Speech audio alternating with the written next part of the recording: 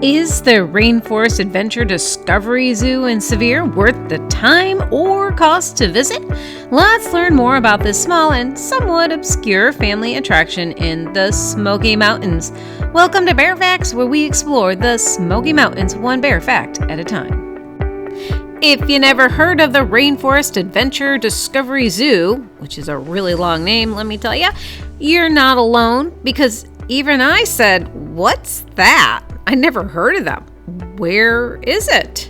So once I learned that the place even existed, I went on a search to learn more, because who doesn't love a good zoo? Of course, the first thing I did was look them up on the internet, because I wanted to know who they owns it and all that stuff.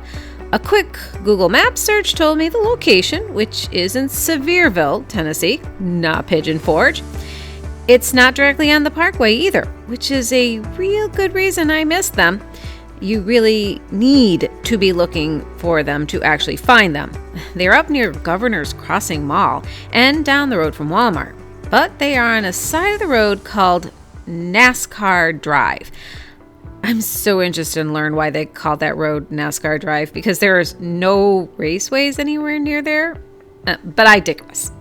If you do a little searching, the owner and the creator of the zoo has a few videos and posts about the zoo. This footage is from the News Channel 9, where the owner, Bill Lucy, is talking about the zoo and his goals to promote awareness of the animals he has in the zoo. But we really don't know much about him personally. Bill Lucy opened the zoo in 2001 and has a background in real estate and commerce. His passion for the animals is the real driving force behind the zoo, because no one opens a small zoo to make a profit. I mean, no one. I don't care how busy an area is, or how big the city is, or how many investors you have. You just don't open a zoo to make money, at least not at first. Anyone who looks at the astronomical costs of running a zoo would learn that the profits are going to have to be secondary to the safety and maintenance of the zoo and their inhabitants. No matter the size of the zoo, it's an expensive thing to keep up. Most zoos in the country are only open because of their reliance on the donations, government supplements, and outside investments to keep their gates open. And the Rainforest Adventures Discovery Zoo, okay, they need to shorten that name a little, is no different. The zoo is home to over 600 animals, representing approximately 135 species from around the world.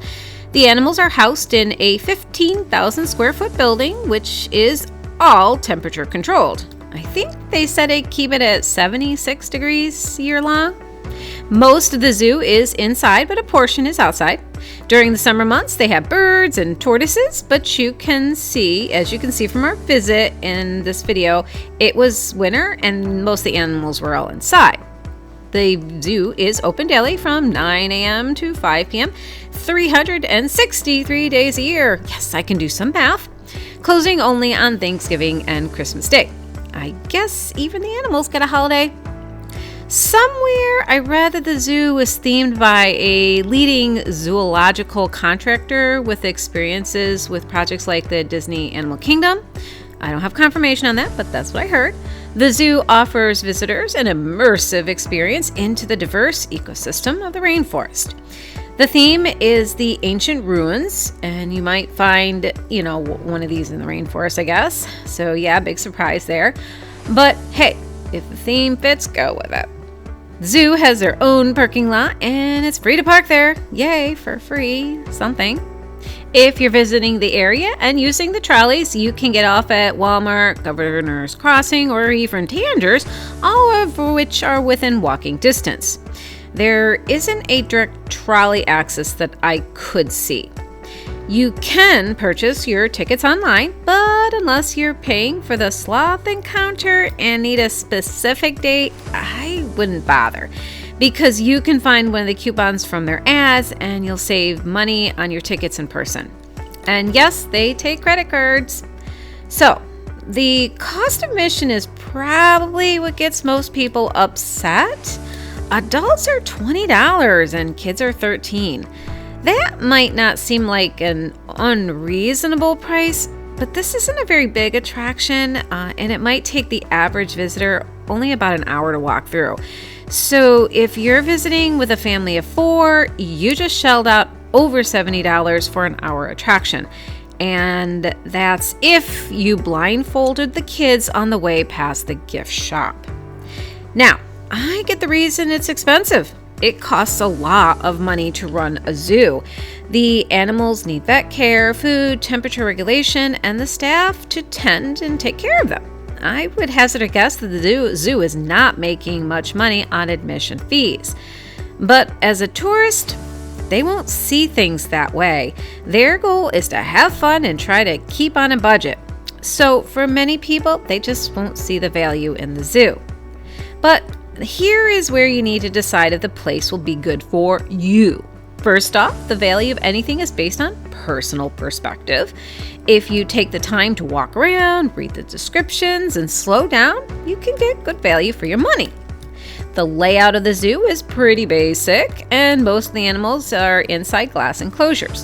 Visitors can enjoy interactive experiences such as feeding goats and sheep in the petting area, and observing a variety of exotic animals, including primates, reptiles, and birds. There is a sloth encounter you can pay extra for, and the displays are pretty big, so you're able to discover the animals without much trouble.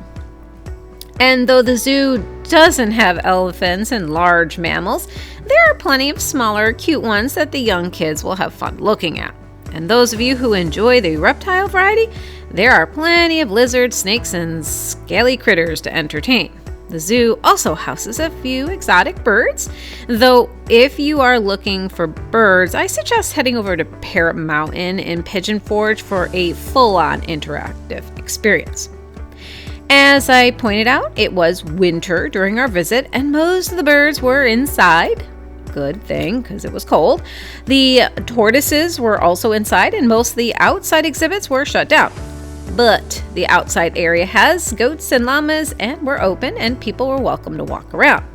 You can also feed and pet these animals. The monkeys even have access to the outside from their exterior homes during the winter, so make sure you just keep walking around to the back end of the outside area if you want to see that. One way to get the most of your experience is to make sure you visit during the live show times. During the shows, the staff will talk about the animals and give visitors an up-close encounter. And since this is a pretty small place, you might have a better view of the presentation than if you were at a larger show or bigger event. For those interested in unique experiences, the zoo offers the sloth encounters, as I said, where visitors can learn about sloth behaviors and conservations and have the opportunity to feed them from one of their favorite treats. Now, the zoo has quite an extensive gift shop. I think I read it was 2,800 square feet, which is a big chunk of the property. The zoo's gift shop, I think they called it Amazon Traders, features zoological themed items from around the world, including handmade crafts by native rainforest people. At least that's what they said. The one item me and my husband gawked at were the porcupine quills. They get the quills from the porcupines they have in the zoo. Why did we gawk though? Well, our dog really loves them, so much so that we've had to spend a significant amount of money and time paying people to take them out of his face and his mouth. And here, the zoo was charging people to buy them. I'm pretty sure we could have made a huge profit if we'd collected them from those encounters. Ugh. I'm pretty certain that the zoo receives most of their profits from that souvenir shop, though. It's a nice one, though. I'll give it that. Overall, the Rainforest Adventures Discovery Zoo, oh my god, that name's too long, provides an educational and entertaining experiences for visitors of all ages, making it a notable attraction in the Smoky Mountain region. It's a small zoo and can be expensive. It's also a little dated, and there are signs that the property needs some work. But on the scale of good and just plain needs to be torn down and rebuilt, I'd say they're still in the good. Just head over to Jurassic Jungle Boat Ride to see what I mean on the other end of that spectrum. As zoos go, I think it's better for families with younger kids or people who are looking for something different to do. It's also a great activity to do on those really hot days and cold days. And unless there is a school group there, it won't be very busy.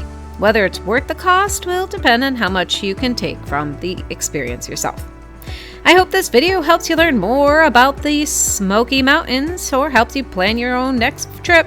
You're getting an honest review from our personal experiences, but facts and things change. So please keep us in the loop if you learn anything new and want to share your experiences in the comments.